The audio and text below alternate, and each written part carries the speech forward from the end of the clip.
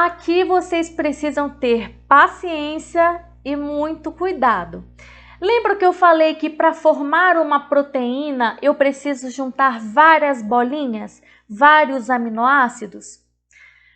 Essa bolinha, cada bolinha dessa tem uma estrutura química. Não é difícil, tá? É bem tranquilo. Então, ó, vou desenhar novamente aquele cordão colorido que eu desenhei para vocês. Cada bolinha dessa aqui é um aminoácido. Então, se eu pego esse aminoácido aqui, ó, vou até trocar a cor da minha caneta. Se eu pego esse aminoácido, ele vai ter essa estrutura química aqui.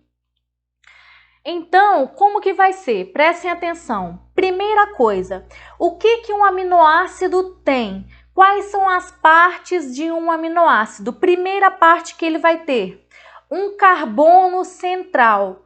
Tá vendo que tem esse carbono no centro do aminoácido? Então, a primeira parte de um aminoácido é o carbono central. Ele também pode ser chamado de carbono alfa. Então, o carbono que está no meio, ele pode ser chamado de quê? Carbono central ou carbono alfa, tudo bem? Então, essa é a primeira parte. Vou circular aqui com a caneta para ficar mais fácil. Então, essa é a primeira parte de um aminoácido, o carbono central. Qual que é a segunda parte que você precisa encontrar no aminoácido? É o grupo amina. O que é o grupo amina? É onde tem o N de nitrogênio. Então, tá vendo esse N aqui de nitrogênio com 2 hidrogênios? Isso aqui a gente chama de grupo amina ou grupo amino. É a mesma coisa, tudo bem? Então, a primeira parte foi o carbono central ou carbono alfa. A segunda parte, você lembra do N, é o grupo amina ou grupo amino, tanto faz. Então, nós encontramos a primeira e a segunda parte. Qual é a terceira parte do meu aminoácido? É o ácido carboxílico. Lembra que a gente estudou em lipídios, que eu falei com vocês? C-O-O-H. Então, temos aqui, ó, C-O-O-H. Tudo isso aqui que está em verde é o ácido carboxílico. Mas você também pode falar que é o grupo carboxila. Tanto faz. Até o momento, nós temos 3 partes do aminoácido. Quais são elas? Primeira parte, carbono central ou carbono alfa. Segunda parte, lembra do N de nitrogênio? Nós temos o grupo amina. E terceira parte é o ácido carboxílico, C-O-O-H, também chamado de grupo carboxila. Tranquilo, gente? Tranquilo até aqui? Encontramos 3 partes. A quarta parte do nosso aminoácido é um hidrogênio bem simples. E a última parte do nosso aminoácido, ele é chamado de R, tá vendo aqui em azul? Esse R é o radical, Prestem atenção aqui, coloquem uma observação em vermelho aí no seu caderno. Se eu perguntar o seguinte na prova: quais são as partes que todo aminoácido vai ter necessariamente, igualmente falando, todos eles vão ter? Cada bolinha desse cordão aqui vai ter, todos eles têm. Quais são? O carbono central, todos que eu falei até agora, o carbono central ou carbono alfa, o grupo amina, NH2, a terceira parte, o ácido carboxílico, C-O-O-H, e o hidrogênio. Professora, mas e o radical? Os aminoácidos não vão ter? Eles vão ter. Só que esse radical ele vai ser diferente em cada aminoácido. Então, se eu perguntar na prova, o que vai diferenciar um aminoácido do outro? É o radical. Sabe por quê? Porque as outras partes, todos eles vão ter, não vai mudar. Então, a única parte que vai mudar é esse radical. Gente, nesse radical pode ter qualquer coisa. Tudo bem? Pode mudar, pode ter qualquer elemento químico aí. Se eu mudo o radical, consequentemente eu vou mudar o aminoácido. Se eu tiver uma estrutura química aqui, eu posso ter o aminoácido, por exemplo, valina. Se eu troco o radical, eu posso ter um outro aminoácido totalmente diferente, por exemplo, a serina. Se eu mudo de novo o radical, percebam que eu só estou mudando o quê? O radical, porque as outras partes são fixas de um aminoácido, tudo bem? Então, repetindo, quais são as partes fixas de que todo aminoácido tem? Carbono central ou carbono alfa, grupo amina, que é o NH2, o ácido carboxílico, C-OH e um hidrogênio. E o radical? Ele pode variar de aminoácido para aminoácido, tudo bem? Grava isso aqui que ele é muito importante. Próxima, vamos lá. Eu falei com vocês que se eu uno todas essas bolinhas aqui, ó, essas coloridas, se eu uno vários aminoácidos, no final eu tenho o quê? Eu tenho uma proteína, certo? Só que, lembra que eu falei com vocês nas aulas iniciais, no início do ano, eu falei com vocês o seguinte: toda vez que nós juntamos algo na biologia, nós temos perda de água. Então, sempre que a gente juntar, a gente tem perda de água. Então, gente, para nós juntarmos os aminoácidos, nós vamos ter sempre o quê? Perda de água. Na prova, toda vez que eu falo prova, a gente não está tendo prova presencial, né? Nós temos provas de bloco. Só que toda vez que eu falo prova, eu já penso lá na frente, eu já penso em vocês no terceiro ano fazendo uma prova de vestibular, né? Então eu já penso lá na frente, se aparecer uma questão dessa, como que vocês vão se virar na hora da prova. Então eu já me preocupo com isso. Então, na prova, eles vão colocar essa fórmula química aqui. Eu vou ensinar para vocês como que vocês vão acertar. Prestem atenção. Se a prova falar de proteína, prestem atenção. Se a prova falar de proteína e jogarem uma fórmula química, o que vocês vão fazer? No slide anterior, eu ensinei a vocês quais são as partes fixas de um aminoácido, não foi isso? Então, essa é a primeira coisa que vocês vão fazer lá na prova. Então, o que vocês vão fazer? Primeira coisa, achar o carbono central. Então, nesse aminoácido aqui, como que eu sei que isso é um aminoácido? Vocês vão precisar verificar as partes fixas de um aminoácido. Então, vamos lá, vamos encontrar. O que todo aminoácido tem que ter? Primeiro, carbono central ou carbono alfa. Segunda parte de um aminoácido, grupo amina ou amino, tanto faz, é o NH2. Professora, mas aqui tá diferente, né? Lá na outra, no slide anterior, tava assim, ó, NH2, mas aqui tá aberto, né? Tá, mas não importa, eu tenho um nitrogênio aqui e 2 hidrogênios. NH2 da mesma forma, não muda. Então, nós encontramos aqui o grupo amina. Qual que é a terceira parte do meu aminoácido? É o ácido carboxílico, é o C-OH. Então, essa é a terceira parte do meu aminoácido. E a quarta parte é o... Primeira, segunda, terceira, a quarta parte é o hidrogênio. E o que sobrou? É o radical que vai variar nos aminoácidos. Cada aminoácido tem um radical diferente. Então, por isso que ele colocou só a letra R. Tudo bem? Então, esse aqui é o radical. Vamos para outra parte. Vou mudar a cor da minha caneta. Vamos olhar aqui quais são as partes fixas desse aminoácido agora. Carbono central. Qual que é a outra parte? Grupo amina. Tá aqui o grupo amina, achei. A outra parte é o ácido carboxílico. Nós temos também o hidrogênio e o que sobrar é o radical, que vai variar também. Então, aqui, concordam comigo que nós temos 2 aminoácidos? Nós temos esse aminoácido e esse aminoácido.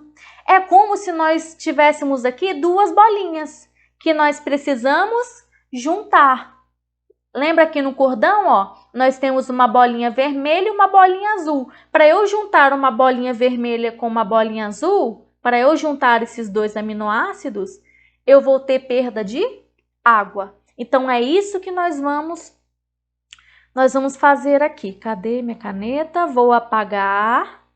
Nós já sabemos que aqui tem dois aminoácidos que precisamos juntar para formar uma proteína. Vamos lá. Se eu estou juntando, eu tenho que ter perda de água. Então, se eu junto, gente, o que precisa sair aqui? Vamos lá? O que precisa sair? Se vai ter perda de água, 2 hidrogênios precisam sair, né? Então, ó, 2 hidrogênios, vou trocar a cor da minha caneta, que isso aqui tá muito ruim. 2 hidrogênios, não é isso? 2 hidrogênios e 1 oxigênio. Da onde a gente tira oxigênio? Vamos tirar daqui mesmo, ó. Oxigênio. O que sobrou? O que sobrou daqui, desse cantinho? Sobrou C dupla O, N, H. C dupla O, N, H. Vamos olhar aqui embaixo o que sobrou, ó. Vamos lá? C dupla O, N, H. Certo?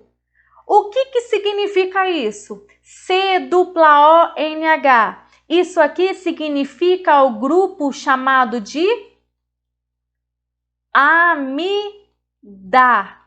Grupo amida. Cuidado com isso, hein? O que é o grupo amida? O que é o grupo amida? É o C dupla O, N, H. Porque eu peguei 2 aminoácidos, juntei, teve perda de água. E o que sobrou desse cantinho aí dos dois? C dupla O, N, H, que é chamado de grupo amida. Então, grupo amida é o que está presente nas proteínas. Não confundam com amido, gente. Amido é um polissacarídeo de reserva das plantas. Amida é um grupo presente nas proteínas. Cuidado com isso aí. Tudo bem, gente? Tranquilo? E aí você me pergunta o seguinte, isso aqui é o que mais cai, tá? Eu não sei nem o que... Tudo cai, gente, tudo cai. Vamos lá. Se eu perguntar o seguinte para vocês aqui, ó. Eu falei para vocês que as bolinhas vão se juntando para formar uma proteína. Só que uma bolinha para se juntar com a outra tem que ter alguma coisa que segure as duas. Concordam comigo? Vocês já sabem que tem perda de água. Mas como é que eu vou colar essas duas bolinhas aqui?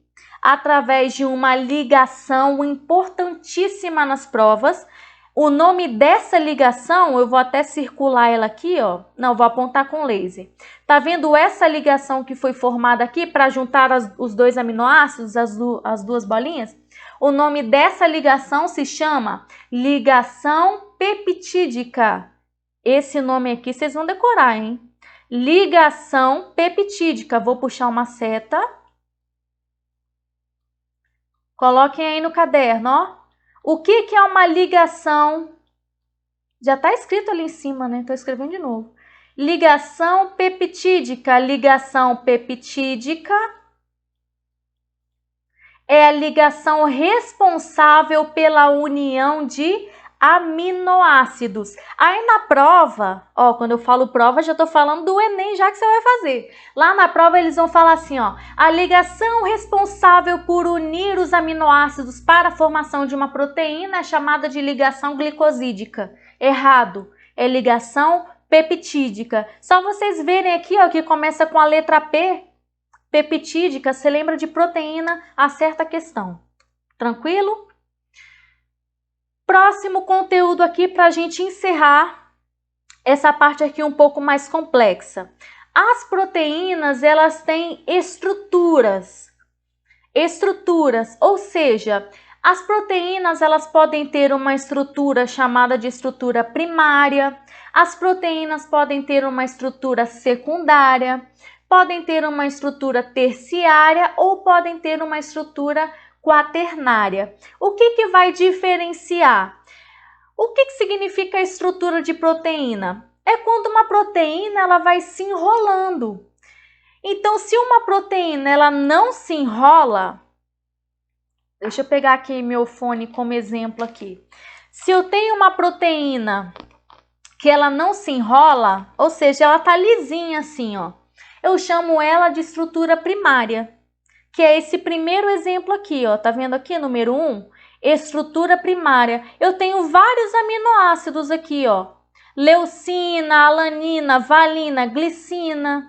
Eu tenho vários aminoácidos com suas ligações. O que unem os aminoácidos? As ligações peptídicas. Então, o que é uma estrutura primária? Anota no seu caderno. Estrutura primária, 2 pontos. É a união dos aminoácidos através das ligações peptídicas. É o que a gente aprendeu até agora. Então, é justamente a estrutura primária de uma proteína. Simples assim. Tudo bem?